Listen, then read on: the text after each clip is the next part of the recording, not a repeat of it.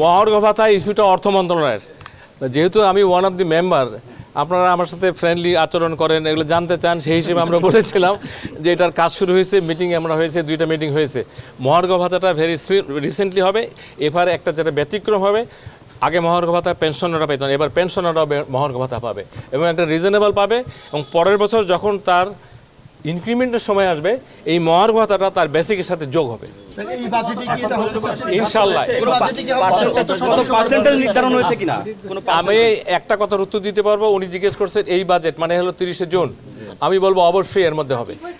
আর 2 নম্বর হলো পার্সেন্টেজ, এটা আমি অনুরোধ করবো পাশের বিল্ডিং অর্থ মন্ত্রণালয় জানেন, অর্থ উপদেষ্টা অথবা অর্থ উপদেষ্টাকে আপনাদের প্রায় প্রশ্ন করেন দেখি আমি, অথবা অর্থ সচিবকে বলেন, he is a very fine gentleman, হাসতে হাসতে উত্তর দেবে। Thank you very much.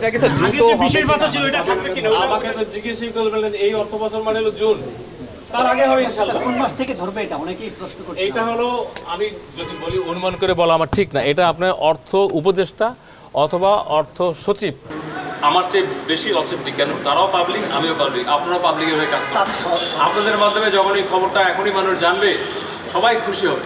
পুলিশের বিষয়টা আমি অনুরোধ করব, পুলিশের স্বরাষ্ট্র মন্ত্রণালয়ের সচিবের সাথে জিজ্ঞাসা করতে পারেন, ওখানে একজন মাননীয় উপদেষ্টা আছে, আবার নতুন আরেকজনকে বোধহয় সহকারী পদে দেওয়া হয়েছে, উনিও পুলিশেই ছিলেন, আমাদেরই সমসাময়িক, উনিও বাইরে ছিলেন এত বছর। ওনাদেরকে জিজ্ঞেস করে পাশের বিল্ডিংই পুলিশ। আর জনপ্রশাসনে যাতে অস্থিরতা না হয়, জনপ্রশাসন মানে শুধু মিনিস্ট্রি না, field, DC office, UN office, AC land office, divisional commissioner office, উনি একটা ভালো কথা বলেছেন, সব সেক্টর কোনো না কোনোভাবে জনপ্রশাসনের সাথে জড়িত। আর একটা মিনিস্ট্রি জড়িত, সেটা হলো ফাইন্যান্স। এই 2টা মিনিস্ট্রি সবার সাথে জড়িত। আপনারা যে আলোকে জিজ্ঞেস করছেন, যে পালসে জিজ্ঞেস করছেন যে কত তাড়াতাড়ি হবে, তার ডবল পালসে আমি উত্তর দিতে চাই, যে আশা করছেন টাইম তার আগে হয়ে যাবে। Thank you very much.